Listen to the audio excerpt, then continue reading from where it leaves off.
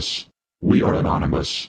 We direct this message to ourselves to clarify the importance that we do not allow ourselves to become tainted by personal distinction. Once an individual attempts to act as, or act for, the many, Anonymous is no longer the incoherent machine it is intended to be. There are no official messages from Anonymous. There are no official videos from Anonymous. There are no official representatives of Anonymous. There is no official gathering point of Anonymous. There is no official goal of Anonymous. Anyone attempting to modify these points does so to the detriment of the whole. Anonymous is not your personal army. One head lacks the power of many. One head is corruptible. One head is removable. Everyone's contribution is equal. Don't be a follower. Rely on the whole. Be part of the whole. Avoid the one.